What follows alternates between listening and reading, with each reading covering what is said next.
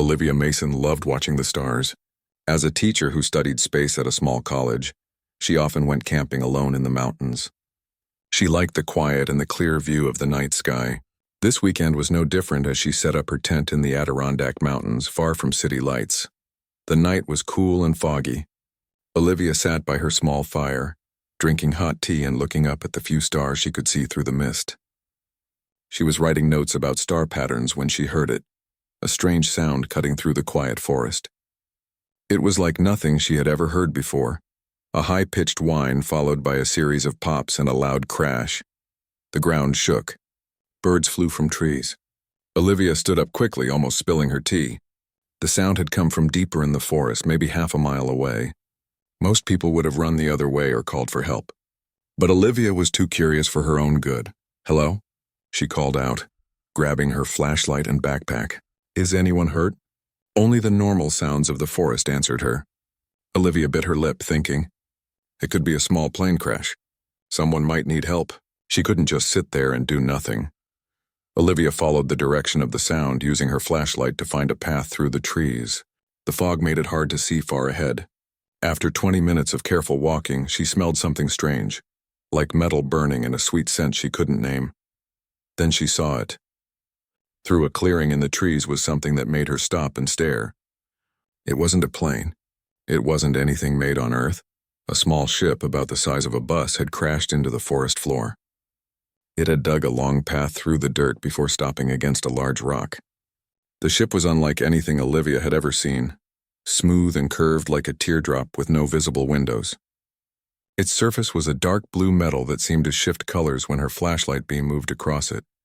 "This isn't possible," Olivia whispered to herself. But she was a scientist and the evidence was right in front of her eyes.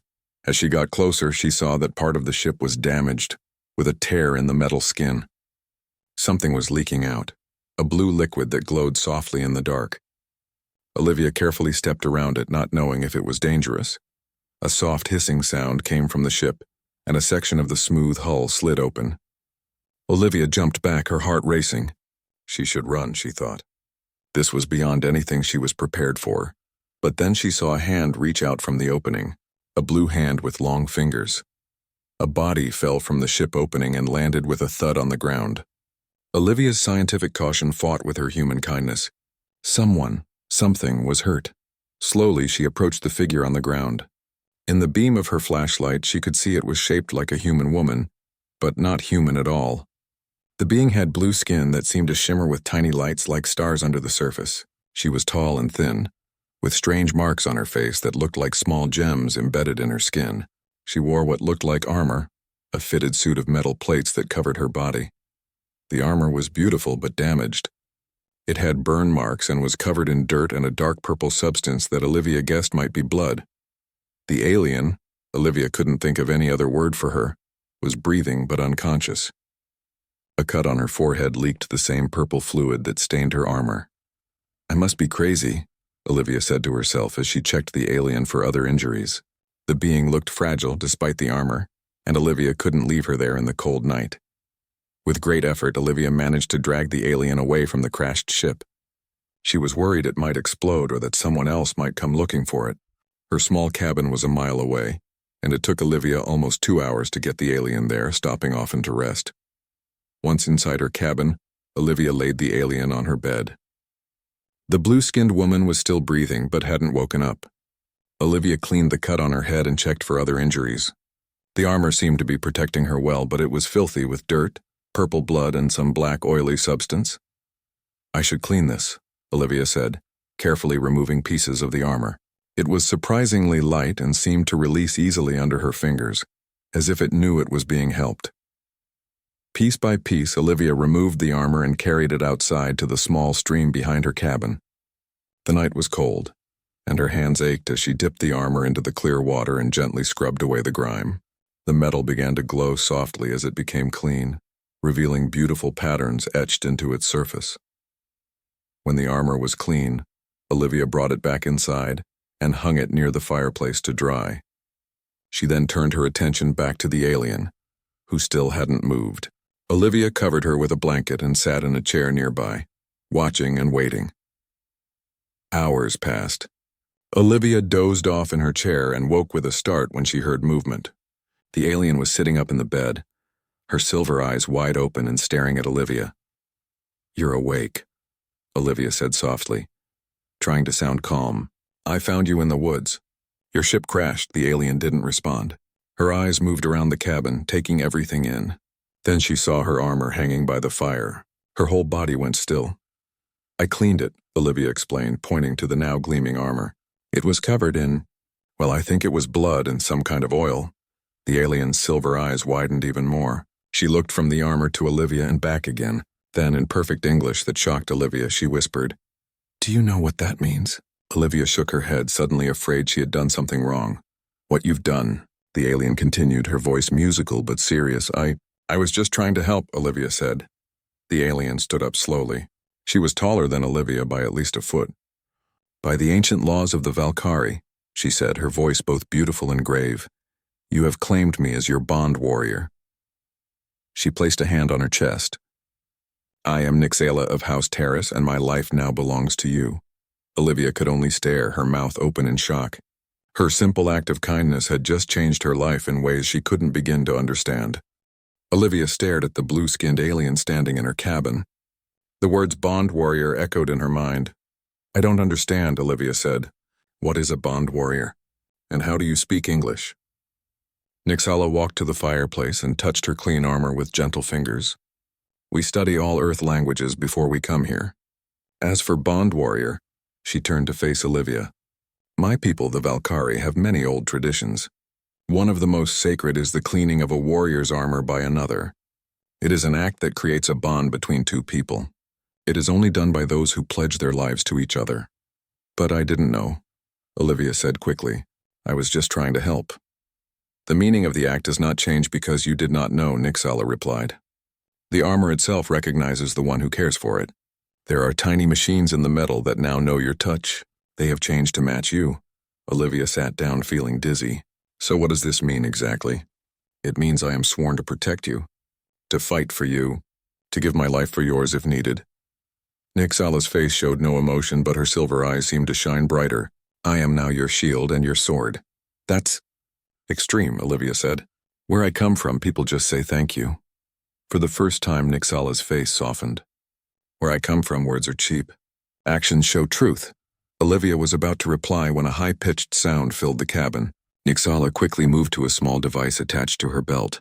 The device glowed and projected a 3D image into the air, a map of stars with 3 red dots moving toward a blue dot. "What is that?" Olivia asked, standing up to get a better look. "Trouble," Nixala said, her voice now hard. 3 Draven scout ships have entered Earth's airspace. They are tracking my ship's energy trail. They will be here within 2 hours. Draven? Who are the Draven? Nixala's face darkened. The enemy. Living machines that want to control all life in the galaxy. They find worlds, take over the people who live there, and add them to their group mind. They have destroyed many worlds already. I came to Earth to see if humans were advanced enough to help us fight them, or if you needed to be moved to a safer place. Olivia tried to take in this information. Aliens were real. There was a war in space, and now enemy ships were coming to her planet, to her campsite. "We need to warn people," she said. "Call the army or something." "No time," Nixala said. "And your weapons would not hurt them. My ship is damaged, but if I can fix it, we might escape before they arrive." "Escape to where?" "My homeworld, Valkar Prime. The Valkyrie High Command must know about Earth now and about our bond. It will change how they see humans." Nixala began to put on her armor. Each piece seemed to mold to her body as if it were alive. When all the pieces were in place, the armor's surface rippled with energy patterns that Nixala controlled with small movements of her fingers. "You must stay here where it's safe," she said when she was fully armored. "I will go to my ship and try to repair it." "No," Olivia said firmly. She surprised herself with how strong her voice sounded. "If what you say is true, we're bonded now. I'm coming with you. Maybe I can help with the repairs." Nixala looked at her for a long time before nodding. "Very well. But know this, the moment you washed my armor, you became a target in this war too. The Draven will want to take you if they learn of our bond." "Why would they care about me?" Olivia asked as she grabbed her jacket. "Because a bond with a human has never happened before. It means our species are more alike than we knew. The Draven would want to study you to understand how the bond works. And then they would change you, make you part of their group mind. The thought made Olivia shiver, but she nodded. I understand the risk. Let's go. They left the cabin and made their way back to the crash site. The forest was quiet except for the sound of night animals. The ship looked eerie in the dark, its metal skin reflecting the moonlight. The main engine is damaged, Nixala explained as they reached the ship. But the backup systems might work if I can redirect the power. She touched a panel on the ship and an opening appeared. Come inside, but touch nothing. Olivia followed Nixala into the ship. Inside was a small space with control panels covered in strange symbols. Nixala moved quickly, touching panels and moving what looked like glowing crystals from one slot to another. Can I help? Olivia asked. Yes, Nixala said without looking up. See those red crystals? Bring them to me, one by one. Olivia did as she was told, carefully carrying the warm crystals to Nixala. As she worked, she asked questions.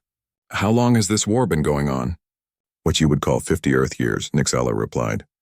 The Draven began as a small group of machines on a distant world. They grew and spread planet by planet. Now they control 17 worlds and are looking for more. And the Valkyrie are fighting them? Yes, along with 3 other free races. But we are losing.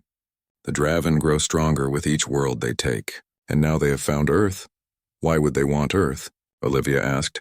Your planet has many resources and billions of people. If the Draven take Earth, they would grow much stronger. It would tip the balance of the war in their favor. A loud beeping sound came from Nixala's belt device. She checked it and her face grew tight. The Draven ships have changed course. They are coming straight for us, faster than I thought. We have less than an hour. Can you fix the ship in time? Olivia asked, trying to stay calm. I think so, but I need more help. Nixala looked at Olivia. Because of our bond, you might be able to work with the ship's systems. The armor's tiny machines that now know your touch are similar to what controls this ship. What do I need to do? Place your hand here, Nixala said, pointing to a flat panel with swirling lights. Think of energy flowing like a river finding a new path. Olivia placed her hand on the panel. At first, nothing happened. Then she felt a warm tingle in her palm. The lights under her hand began to change color, from red to orange to yellow to green. It's working, Nixala said, sounding surprised. The ship recognizes you through our bond. For the next 40 minutes, they worked together to repair the ship. Olivia followed Nixala's instructions, moving crystals and touching panels. She didn't understand how any of it worked, but somehow her hands seemed to know what to do. Just as they finished the repairs, Nixala's device beeped again. They're here, she said. Get in the pilot seat. We need to leave now. Olivia sat in a seat that molded to her body as soon as she touched it. Nixala sat beside her and placed her hands on the controls. The ship hummed to life. Hold on, Nixala said. This will not be a smooth flight. The ship rose from the ground, shaking badly. Through a screen that appeared in front of them, Olivia saw 3 dark shapes descending from the night sky. They looked like giant metal spiders with long legs extending from round bodies. Draven scout ships, Nixala said. They see us. One of the spider ships shot a beam of red light toward them. Nixala moved her hands quickly and their ship dodged to the side. The beam hit a tree, which instantly turned to ash. What was that? Olivia gasped. Disintegration beam. If it hits us, we die, Nixala said simply. Help me redirect more power to the shields. Olivia touched the panel again, thinking of protection of a bubble around their ship. The lights changed to blue and Nixala nodded. Good. Now we fight. The ship shot upward faster than Olivia thought possible. Her body pressed hard against the seat as they climbed higher into the night sky. The 3 Draven ships followed, their red beams cutting through the darkness. They're too close, Nixala said, her blue hands moving quickly over the controls. I need to lose them in the clouds. Their ship dived into a thick bank of clouds. The screen in front of them switched to show heat patterns instead of normal vision. The Draven ships appeared as 3 red shapes still following them. They can track our energy signature, Nixala explained. We can't hide from them.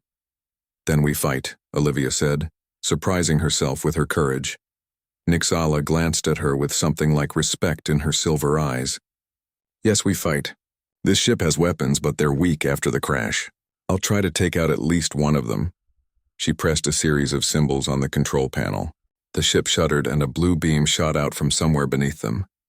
It missed the first Draven ship but hit the second one. The enemy ship wobbled but kept coming. Again, Nixala muttered, firing another blue beam. This time it hit the same ship squarely. The Draven vessel broke apart in a shower of metal pieces. "You got it," Olivia cried. "One down, two to go," Nixala said, but she sounded tired. "The weapons are using too much power. We won't be able to hit both remaining ships." Olivia looked at the screen, watching the two Draven ships closing in. An idea came to her. "Can we trick them into hitting each other?" Nixala's eyes widened. "That's not a bad idea. They use automatic tracking systems. If we fly between them at the right moment..." Without finishing her sentence, Nixala turned the ship around. Now they were flying directly toward the Draven ships. "This is crazy," Olivia whispered, gripping her seat tightly. "Sometimes crazy works," Nixala replied. "When I say now, press that yellow symbol there." They flew straight at the enemy ships, which seemed to hesitate, not expecting this move. When they were almost upon the Draven vessels, Nixala shouted, "Now!" Olivia slammed her hand onto the yellow symbol. Their ship suddenly dropped, falling like a stone. The Draven ships, which had been about to fire, shot their red beams at the space where Nixala's ship had been. One beam hit the other Draven ship, causing it to explode. "It worked!" Olivia yelled, but their victory was short-lived. The remaining Draven ship quickly adjusted its aim and fired again. The red beam grazed their ship, causing alarms to sound throughout the cabin. "Damage to the outer hull," Nixala said, her voice tight. "We need to end this now." She pulled their ship up in a tight loop, coming up behind the last Draven vessel. With one final shot of the blue beam, she hit the enemy ship's engines. It spun out of control, falling back toward Earth. "Will it crash near people?" Olivia asked, worried. "No, I aimed it toward the ocean," Nixala said. "But it might be able to repair itself if it survives the crash. We need to leave Earth's atmosphere now before more Draven ships arrive." Their ship continued to climb higher and higher. Olivia watched through the screen as the blue sky darkened to black. Stars appeared, brighter and clearer than she had ever seen them. "We're in space," she whispered in awe. "Yes," Nixala confirmed, "but our ship is damaged. We need to move away from Earth to protect it. The Draven will send more ships when these don't report back." As they flew farther from Earth, Nixala finally relaxed slightly. She touched a panel and a star map appeared in the air between them. "This is where we are," she said, pointing to a small blue dot. Then she moved her finger to a cluster of stars. "And this is Valkyr Prime, my homeworld. It will take us 3 of your Earth days to reach it, even using our fastest travel method." 3 days? Olivia repeated, shocked. "But it would take humans thousands of years to reach even the closest stars." "Your science is young," Nixala said simply. "We have traveled between stars for many thousands of years." A loud beep from the control panel interrupted them. Nixala checked it and frowned. "The damage to our hull is worse than I thought. We're losing air. I need to repair it or we won't make it to Valkyr Prime. What can I do to help?" Olivia asked. "Keep your hand on this panel," Nixala instructed, pointing to a blue circle. "It will help maintain life support while I go outside to fix the hull." "Outside? Into space?" Olivia was alarmed. "Is that safe?" "My armor protects me," Nixala assured her. "It can create a shield against the vacuum of space for short periods." Before Olivia could protest further, Nixala stood and moved to a small chamber at the back of the ship. The chamber door closed behind her, and through a small window, Olivia watched as Nixala's armor began to glow brightly. Then another door opened and Nixala floated out into space. Olivia kept her hand firmly on the blue panel as instructed. Through the screen, she could see Nixala moving along the outside of the ship, her armor glowing against the blackness of space. She was using some kind of tool to seal the damaged hull. As she waited, Olivia thought about everything that had happened in the past day. Her life had completely changed in ways she could never have imagined. She had met an alien, bonded with her through an ancient ritual she didn't understand, fought in a space battle, and now she was in a spaceship heading to a distant world. "What am I doing?" she whispered to herself. "I should be terrified." But strangely, she wasn't. Instead, she felt more alive than she ever had before. After about 20 minutes, Nixala returned through the airlock. Her armor was frosted with ice crystals that quickly melted in the warm air of the ship. "It's fixed for now," she said, sitting back in her seat. "It will hold until we reach Valkyr Prime." "And then what?" Olivia asked. Nixala turned to look at her, silver eyes serious. "Then you will be the first human to meet the Valkyrie High Command. And because of our bond, they will have to listen to what you say about Earth. What should I say? I'm just a teacher. I don't speak for all humans. You speak for yourself, Nixella replied. And through our bond you speak for me. That will be enough to make them listen. As they talked, Nixella explained more about the bond they now shared. It wasn't just symbolic. The armor contained tiny machines that had now attuned themselves to Olivia's genetic code, creating a biological link between them. The ritual of washing armor began thousands of years ago, Nixalla said. My people were once nomads who traveled between stars. Warriors would bond with those they swore to protect. The armor became the physical symbol of that bond. But what does the bond actually do? Olivia asked. It gives us certain advantages, Nixalla said. She closed her eyes for a moment. Right now I can sense your location precisely. I can feel your emotional state. You're curious and a little afraid, but also excited. Olivia was startled. You can feel what I'm feeling? Not thoughts, just emotions. And you will develop the same ability with time. The bond grows stronger the longer it exists. Will we ever be able to break it? Olivia asked hesitantly. Nixalla's face grew still. No, the bond is for life. That is why it is so sacred among my people. It is never entered into lightly. But I didn't know what I was doing, Olivia protested. That is true, Nixalla acknowledged. And it is unprecedented. No off-worlder has ever bonded with a Valkyrie before. The High Command will have much to discuss. As their ship moved through space, Olivia looked out at the stars. Somewhere out there was Nixalla's homeworld, and a whole civilization she knew nothing about. And somewhere back there was Earth, now threatened by the Draven. Will I ever see Earth again? She asked quietly. Nixalla was silent for a long moment. That depends on whether Earth still exists when this war is over, she finally said. The Draven now know about your planet. They will return with more ships, more soldiers. Earth needs protection it doesn't yet have. Then we need to get that protection, Olivia said firmly. You said the High Command will listen to me because of our bond. Then I'll make them understand that Earth needs help. Nixalla studied her with those silver eyes. You are brave for a scholar, she said. Most humans would be broken by what has happened to you today. Maybe I'm still in shock, Olivia admitted with a small smile.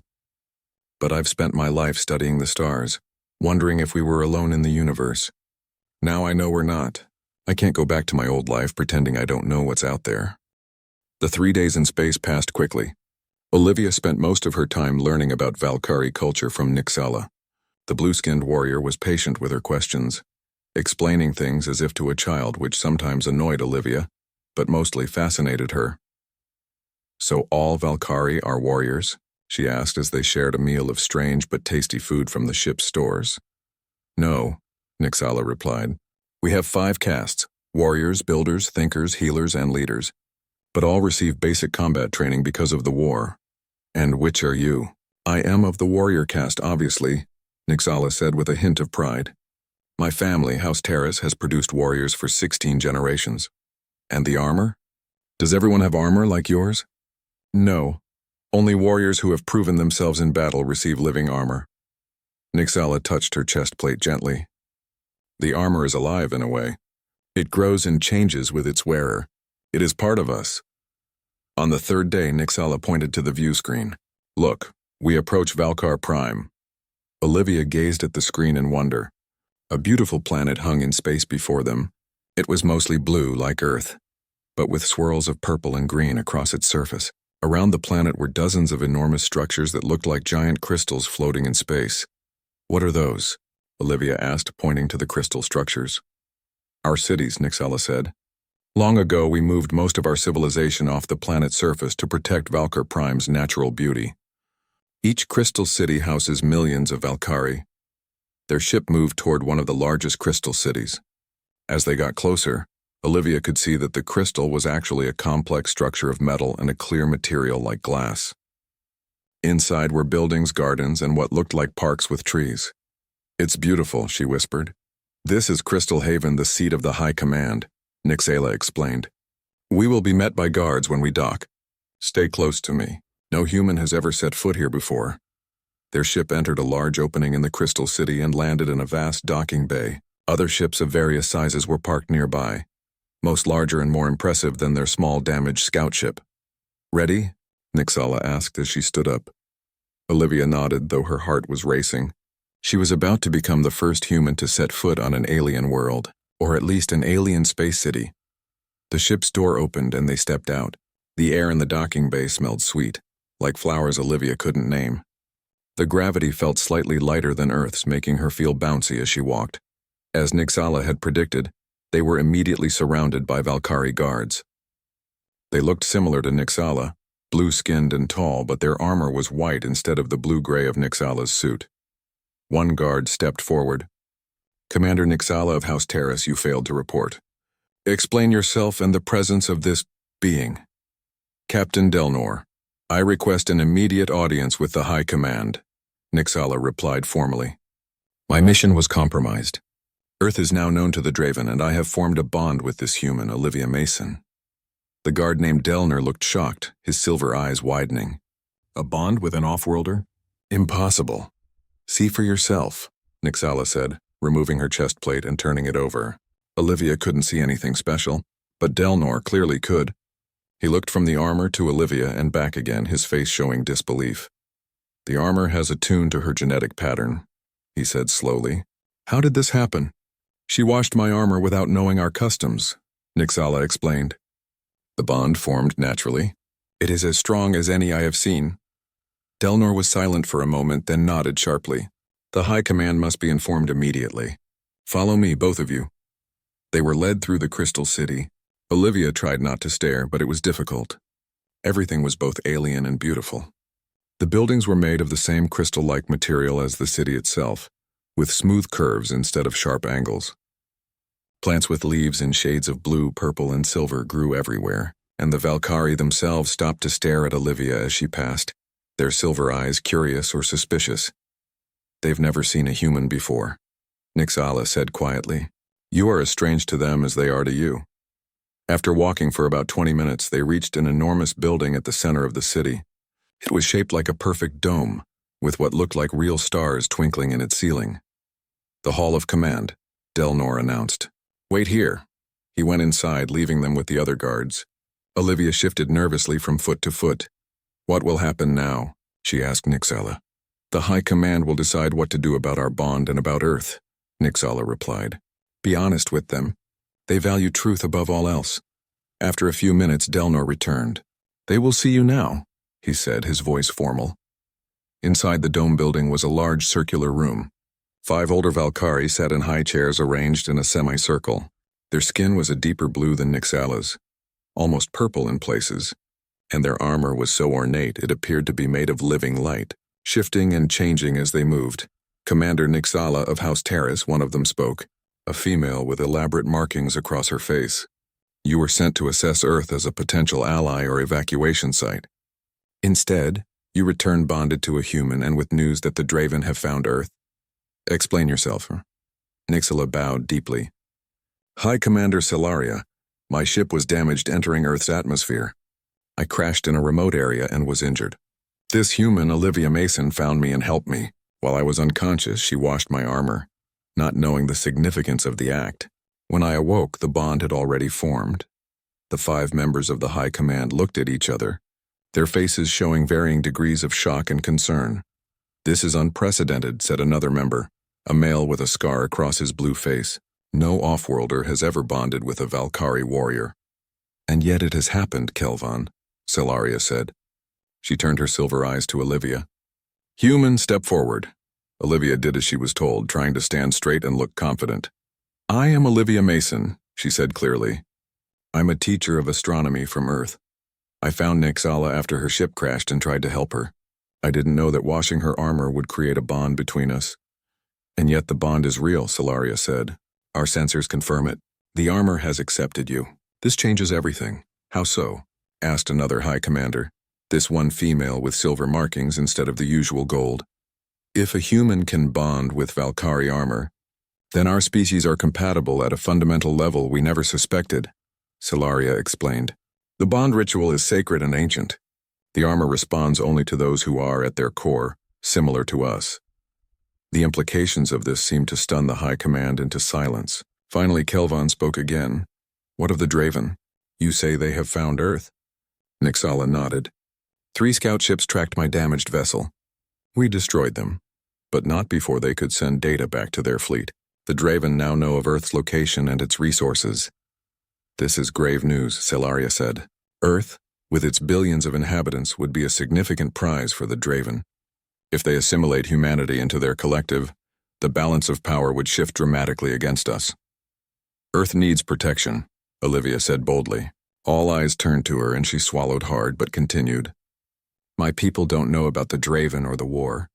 They can't defend themselves against this kind of threat. And why should we protect Earth? Asked the silver-marked female. We are already fighting on 17 fronts. We lack the resources to open another. Because of our bond. Nixala said before Olivia could answer. I am sworn to protect Olivia Mason. And through her, I am connected to Earth. I request permission to lead a defense force to Earth. High Commander. The 5 leaders conferred quietly among themselves for several minutes. Olivia could feel her heart pounding in her chest. The fate of Earth might depend on what these alien leaders decided. Finally, Celaria spoke. The bond between you is indeed sacred and must be honored. But we cannot spare a large force for Earth's defense. Commander Nixala, you will be given command of 5 ships and their crews. You will return to Earth with Olivia Mason and establish contact with Earth's leaders. Explain the situation and offer our limited protection in exchange for alliance. 5 ships against a Draven fleet? Nixala questioned, her voice tight. It is all we can spare, Kelvon said firmly. But there is another option. He looked directly at Olivia. The bond between you and Commander Nixala could be the template for more such bonds. If other humans were willing to undergo the bonding ritual with willing Valkyrie warriors, it would create paired fighter teams that might be effective against the Draven. You want more humans to bond with your warriors? Olivia asked, surprised. It would be voluntary, of course, Celaria said. But yes. The combination of Valkyrie combat experience with human creativity might create a new kind of fighting force, one the Draven have never faced before. Olivia thought about it. The idea of other humans forming lifetime bonds with alien warriors was strange. But if it helped protect Earth, I think some humans would be willing, she said carefully.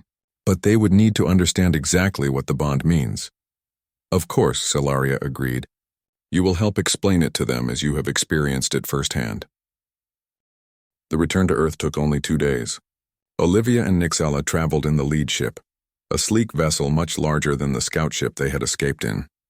4 more ships followed behind them, each carrying 30 Valkyrie warriors and their equipment. Do you think Earth's governments will believe us? Olivia asked as they neared her home planet. About the Draven and the war? They will have little choice, Nixala replied, checking the ship's systems. The Draven will send a larger force soon. We estimate 2 Earth months before they arrive. Your leaders must be ready. Olivia nodded, watching the blue planet grow larger on the view screen. She had spent her time on Valkar Prime learning as much as she could about the Valkyrie and their war with the Draven. The more she learned, the more worried she became. The Draven were ruthless, turning captured beings into more Draven units by replacing parts of their bodies with machines, until nothing of the original person remained. We will land near your United Nations building, Nixala said. The High Command believes it's best to approach all Earth governments at once rather than dealing with each separately. Good idea, Olivia agreed. But they're going to panic when 5 alien ships appear in the sky over New York City. We will send a message first, Nixala assured her. Using your internet systems, explaining that we come in peace and requesting a meeting. Even with the warning, the arrival of the Valkyrie ships caused worldwide chaos. News channels broadcast live footage of the massive vessels hovering over the United Nations building. Military jets circled nearby but didn't attack after Olivia sent a personal message identifying herself and explaining the situation. The meeting with world leaders was tense. Olivia stood beside Nixala in a large conference room, facing representatives from nearly every country on Earth. She explained everything: how she had found Nixala, the accidental bonding, the Draven threat, and the Valkyrie offer of limited protection in exchange for alliance. You expect us to believe this? Demanded one skeptical leader. That washing some alien armor created a magical bond between you? It's not magic, it's science, Olivia replied calmly. The armor contains nanites, tiny machines that attune to my genetic code. The bond is biological, not magical.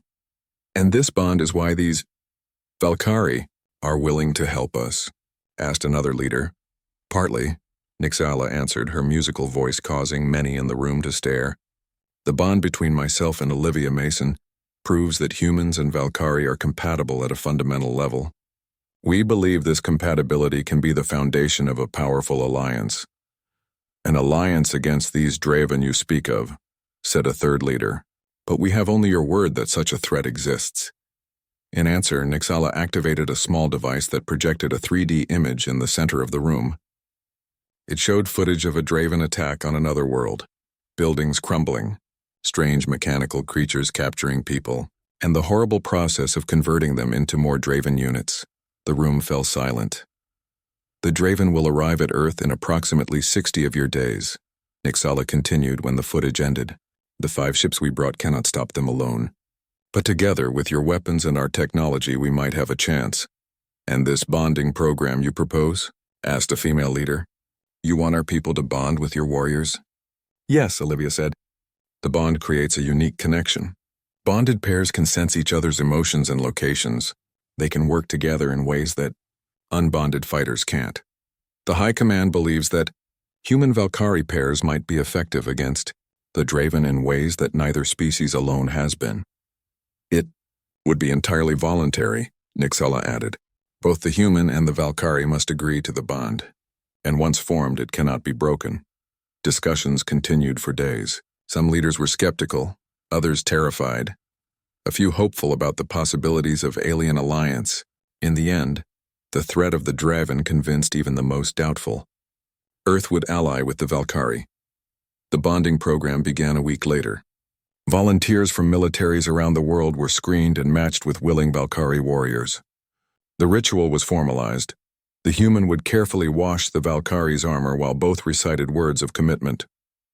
Each time, the armor's nanites would attune to the human's genetic code, creating the same kind of bond that Olivia and Nixala shared. Olivia and Nixala supervised the program, helping the newly bonded pairs adjust to their connection. It was strange at first for many humans, feeling emotions that weren't their own, knowing exactly where their partner was at all times. But they adapted quickly, driven by the knowledge of what was coming. They're learning faster than I did, Olivia commented to Nixala as they watched a training session. 50 human Valkyrie pairs were practicing combat moves together, their movements increasingly synchronized. They have proper training, Nixala replied. We had to figure it out ourselves. The bond between Olivia and Nixala had grown stronger over the weeks. Olivia could now sense not just Nixala's emotions, but sometimes glimpses of her thoughts as well. She was also learning to use Valkyrie weapons and even simple armor pieces that Nixala had given her. Do you think we can win? Olivia asked quietly one night, a month after their return to Earth. They were staying in a military base where most of the bonded pairs lived and trained. I don't know, Nixala answered honestly. The Draven have never faced anything like our bonded pairs. But they are adaptable. They learn from each encounter. Then we need to surprise them, Olivia said, an idea forming. Use the bond in ways they won't expect. They spent the next week developing new tactics with the bonded pairs. Traditional military strategy wouldn't work against the Draven, who could calculate and counter conventional attacks. But the bond allowed for something the mechanical Draven couldn't predict: instant, wordless communication between partners, and the ability to share sensory information. A human wearing partial Valkyrie armor could see through their partner's eyes, feeling what they felt. This allowed for complex maneuvers that looked chaotic to observers, but were perfectly coordinated between the bonded pairs. The warning came sooner than expected. The Valkyrie long-range sensors detected a Draven fleet entering the solar system, not just a few ships, but hundreds. They sent more than we anticipated, Nixala said grimly during the emergency meeting with Earth's Defense Council. They must consider Earth a high-value target. How long do we have? Asked the general in charge of the Bonded Pairs program. 3 days until they reach Earth orbit, Nixala replied. We must be ready. The final preparations were made in a rush. 200 human Valkyrie pairs were ready for combat. Earth's military forces were on high alert, weapons aimed at the sky. Civilians in major cities were evacuated to underground shelters. Olivia found herself in a position she never imagined, helping to coordinate Earth's defense from an orbiting Valkyrie ship. Her knowledge of both human and Valkyrie thinking made her invaluable as a translator and strategist. The day of the attack dawned clear and bright. Olivia stood on the bridge of Nixala's command ship, watching the view screen as the Draven fleet appeared, hundreds of dark shapes against the stars. "They're hailing us," a Valkyrie officer reported. "Let's hear it," Nixala ordered. A harsh, mechanical voice filled the bridge. "We are the Draven. Your resistance is inefficient. Join us or be eliminated." "Typical Draven," Nixala muttered. "No imagination." She nodded to Olivia, who stepped forward to reply. They had agreed that a human voice might confuse the Draven. "This is Olivia Mason of Earth," she said clearly. "We decline your offer. This planet is protected by the Valkyrie Human Alliance. Leave our system or face destruction." There was a pause, then. "Alliance detected. Unusual. Irrelevant. Prepare for assimilation." The Draven ships moved forward. The battle for Earth had begun. The first wave of Draven fighters met the bonded pairs in Earth's upper atmosphere. The human Valkyrie teams fought in perfect coordination, each pair operating as a single unit. Humans provided creative, unpredictable thinking, while the Valkyrie supplied combat experience and physical strength. Olivia watched from the command ship, coordinating movements and relaying information. Through her bond with Nixala, she could sense the battle in a way no normal human could. "They're adapting to our tactics," she warned after the first hour. "We need to change our approach." "Agreed," Nixala said. "Order pairs 7 through 20 to execute Maneuver Zeta." The battle raged for hours. The Draven were relentless, their ships continuing to advance despite heavy losses. For every 10 they lost, the defenders lost 1 pair. It wasn't enough. "We need something more," Nixala said, her voice tense. "At this rate, they'll break through within 2 hours." Olivia thought hard, then had an idea. "The armor," she said suddenly. "All the bonded humans are connected to Valkyrie armor through the nanites, right?" "Yes," Nixala confirmed. "What are you thinking? Can we use that connection? Link all the bonded humans together, not just to their partners, but to each other?" Nixala's silver eyes widened. "A mass bond? It's never been done." "It could be dangerous. But if it worked," Olivia pressed, "we could coordinate all our forces perfectly, move as one mind against the Draven." Nixala hesitated, then nodded. "It's worth trying. We have nothing to lose."